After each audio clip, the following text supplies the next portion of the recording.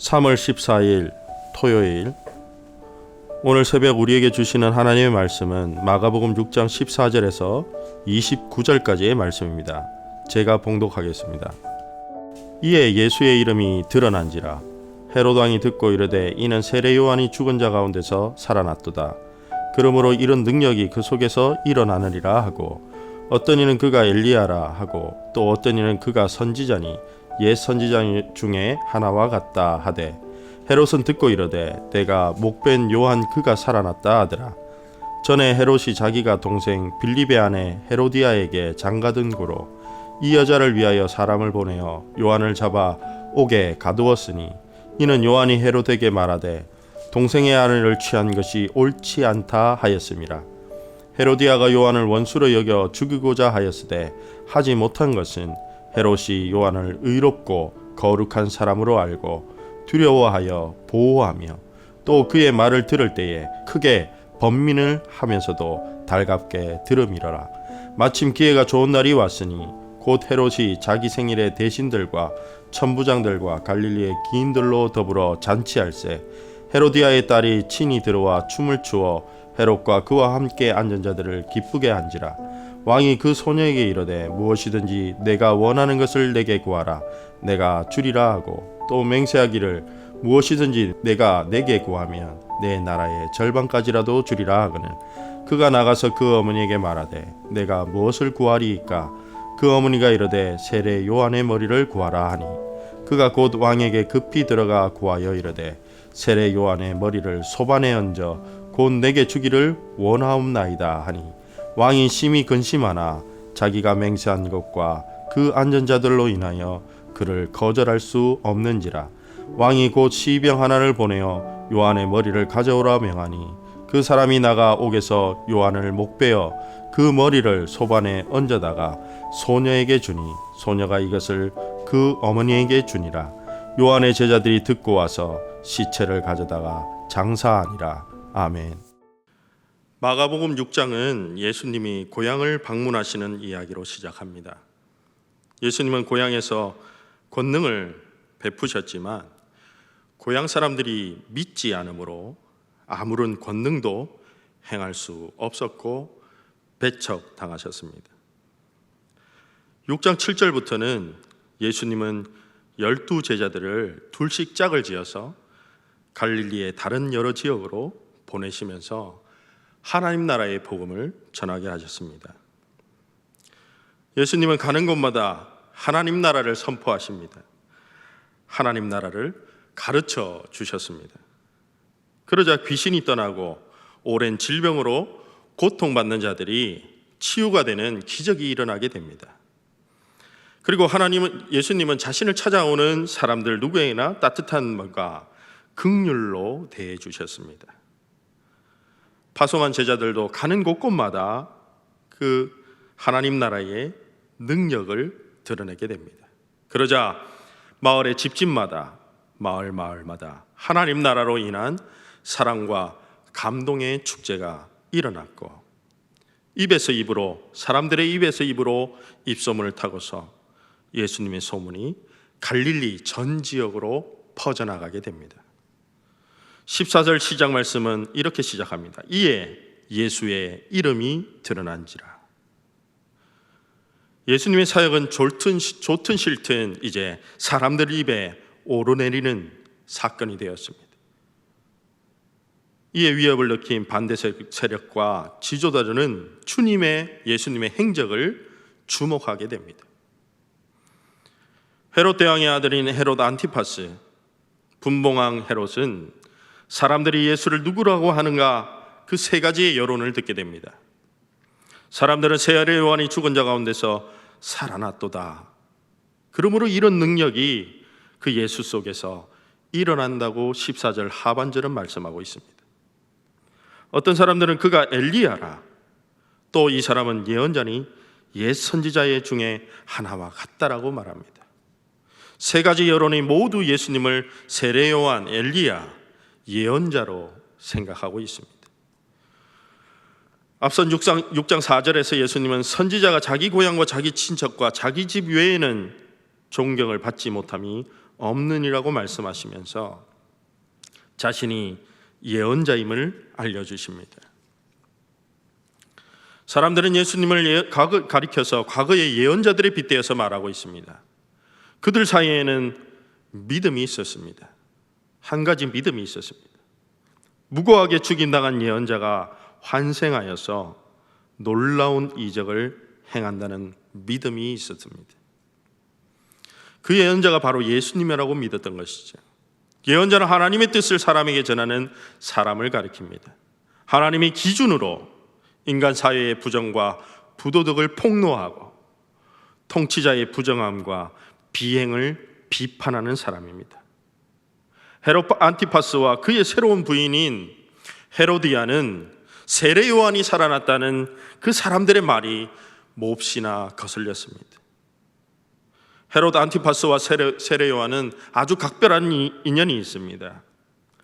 헤롯이 세례 요한의 목을 베어서 죽였기 때문입니다. 헤롯은 로마의 권력을 등에 업고서 갈릴리와 베레아를 다스렸습니다. 그는 티베리아스로 수도를 옮기고 신도시를 세우고 건축물을 높이 올리는 수많은 업적을 이루었습니다. 그 힘을 가지고서 자신의 의붓 동생인 빌립에게서 그의 아내 헤로디아를 빼앗았습니다. 그것은 율법적으로 레위기 18장에서 엄격하게 금지하고 있는 법입니다. 그때 세례 요한은 자신에게 닥칠 손해를 알면서도 동생의 아내를 빼앗는 일은 옳지 않다라고 말하였습니다. 그리고 그는 옥에 가둬지게 됩니다. 요한의 정의로운 외침에 헤로디아는 수치를 느꼈고 그 수치심은 적개심과 증오로 바뀌었습니다. 헤로디아는 자신의 수치를 가리기 위해서 요한을 제거하고 싶었습니다. 그러나 요한은 백성들에게 존경받는 인물이었고 헤롯은 그가 요한이 의로운 사람이고 거룩한 사람으로 잘 알고 있었기 때문에 헤로디아는 그를 제거할 수 없었습니다. 19절과 20절, 헤로디아가 요한을 원수로 여겨 죽이고자 하였으되 하지 못한 것은 헤롯이 요한을 의롭고 거룩한 사람으로 알고 두려워하여 보호하며 또 그의 말을 들을 때에 크게 번민하면서도 달갑게 들어밀어라 말씀하십니다. 본문에서 두 개의 소리가 들려옵니다. 선한 양심의 소리와 악한 죽임의 소리가 번갈아서 들려오고 있습니다. 호시탐탐 제거할 기회를 노리던 세례 요한을 제거할 기회를 노리던 헤로디아에게 드디어 기회가 왔습니다. 그녀는 계획을 꾸밉니다. 헤롯의 생일 잔치 자리에 대신들과 천부장과 갈릴리의 온갖 모든 귀인들을 모으고 그 자리에서 헤로디아의 딸인 살로메가 춤을 추게 함으로써 헤롯과 잔치에 앉아 있는 모든 사람들을 즐겁고 기쁘게 하였습니다. 그러자 헤롯은 너무나 기뻐서 그 딸에게 소원을 말해보라고 말합니다. 그리고 나라의 절반까지도 주겠다고 허세를 떨고 있습니다. 솔로몬은 그의 어머니 헤로디아에게 가서 어머니가 바라는 것이 무엇인지 묻습니다. 그러자 헤로디아는 자신의 부정함과 수치를 드러낸 세례 요한의 머리를 요구하라고 말합니다. 헤롯의 마음에 또 다시 두 개의 소리가 들려옵니다. 왕비와 공주의 말대로 요한을 죽여야 하는가? 아니면 의롭고 거룩한 예언자의 말을 들어야 하는가? 26절, 왕이 심히 근심하나 자기가 맹세한 것과 그 안전자들로 인하여 그를 거절할 수 없는지라. 결국 그는 요한의 머리를 베어서 가져오라고 명령합니다. 오늘 말씀은 구약 성서의 유명한 이야기들과 유사합니다. 우리아의 아내를 빼앗은 다윗 왕에게 예언자 나단이 노골적으로 반대한 일입니다.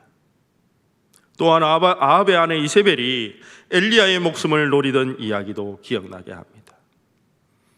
또한 대신들이 모인 자리에서 모르드게를 죽이려고 했던 음모를 꾸몄던 에스더와 하만의 이야기가 꼭 닮아 있습니다. 본문의 이야기는 예수님의 명성과 제자들의 파송받는 장면 사이에 들어있는 이야기입니다.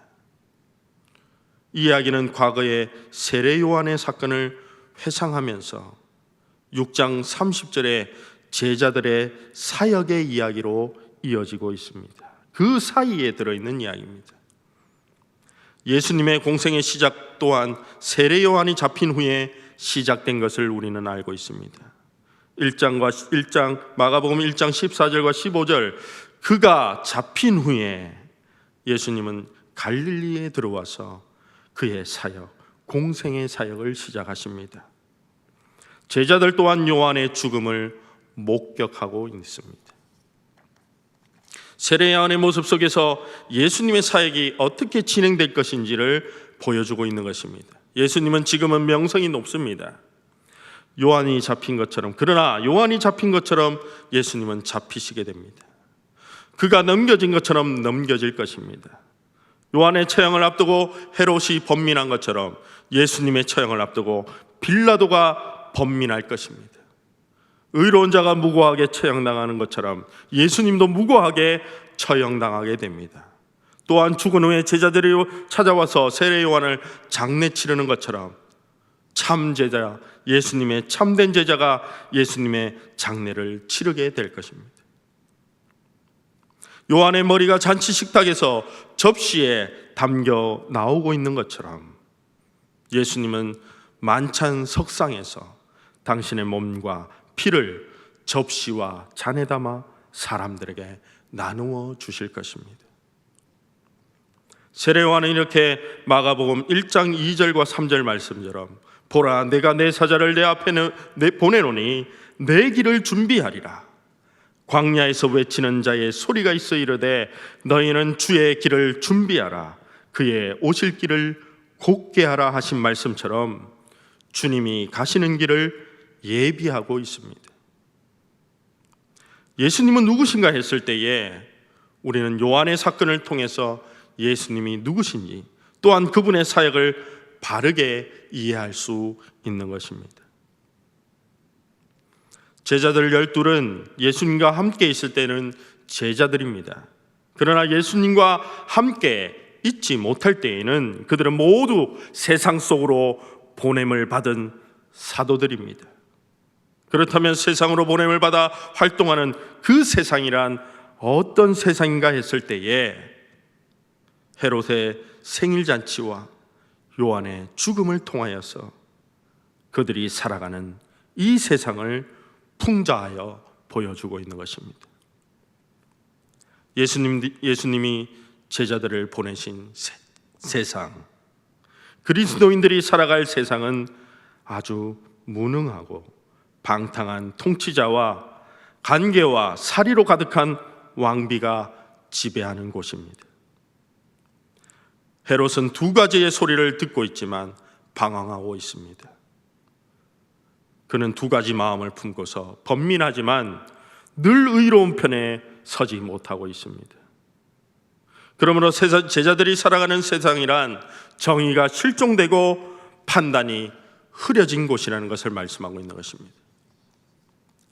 처음에 6장 처음에 제자들은 보냄을 받고 성공을 거두고 돌아옵니다. 그러나 그것은 세상의 지극히 일부분이라는 사실을 우리는 알아야 합니다. 아직 그들이 경험하지 못한 세상이 있습니다. 언젠가는 세례 요한처럼 주님을 따르다가 냉혹한 배척과 뼈아픈 실패와 끝에 순교할지도 모르는 일들이 있다는 사실을 기억하라고 말씀하고 있는 것입니다. 그래서 예수님은 제자들을 세상으로 파송하기 전에 자신의 고향으로 향하여 갔고 몸소 배척 당하시는 모습을 보여주신 것입니다. 예언자 세례 요한이 선포하고 넘겨졌듯이 예수님도 하나님 나라를 선포하고 넘겨지고, 똑같이 그 예수님을 따라가는 제자들도 똑같이 사람들에게 넘겨지게 될 것을 말씀하고 있습니다. 그렇다면 이러한 세상에서 주님을 따라 살아가는 제자들은 오늘 우리는 무엇을 해야 하는가 하는 문제가 남게 됩니다. 그것은 바로 2개의 식탁입니다. 제자들은 갈릴리 마을 세상의 잔치 자리에 초대받지 못한 가난한 사람들에게로 가야 합니다. 세상에서 초대받지 못한 버려진 자들에게로 가야 하는 것입니다. 그리고 그들의 가난하고 초라한 식탁으로 들어가서 함께 나누어 먹어야 합니다. 그것은 함께 먹고 함께 살며 함께 누리는 식탁을 만드는 일입니다. 그것은 예수님이 잡히시기 전날 밤 제자들에게 나누어 주셨던 밥상입니다. 모든 사람에게 차별 없이 죄인과 세리와 함께 나누는 생명 살림의 식탁을 차려야 하는 것입니다.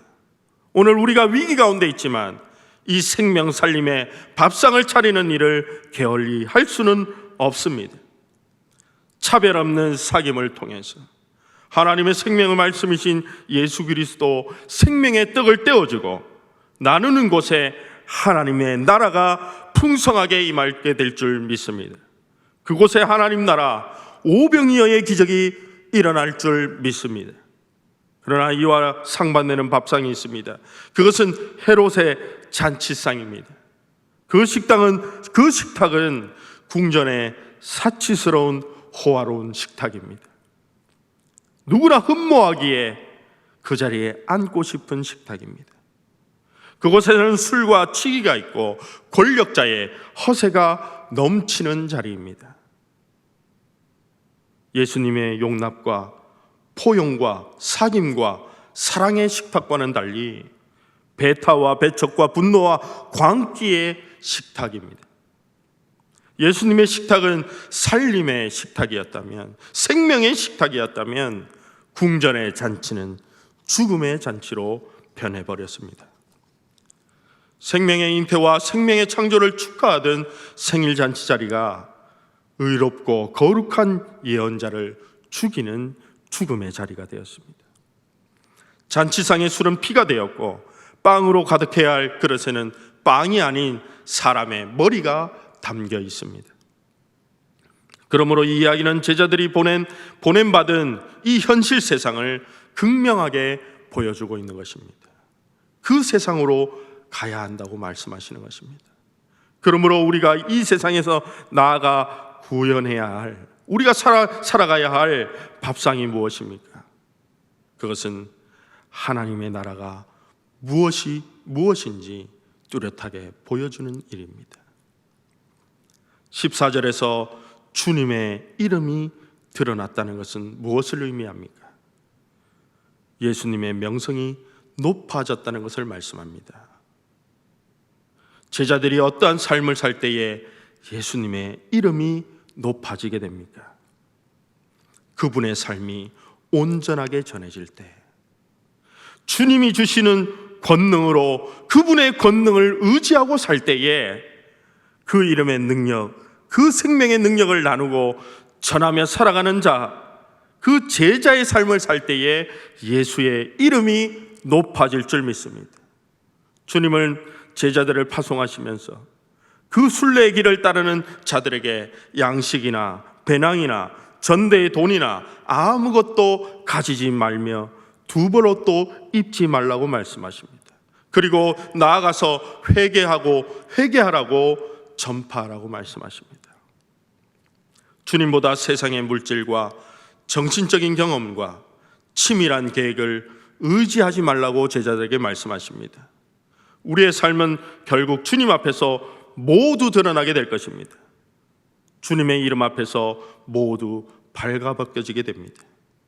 세상의 지위와 귀인들이 있는 자리에서, 또한 그곳에 이루어지는 모든 인간적인 계획들이 모두 하나님 앞에서 회개하고 자복해야 하는 잔치자리임을 기억하기 원합니다.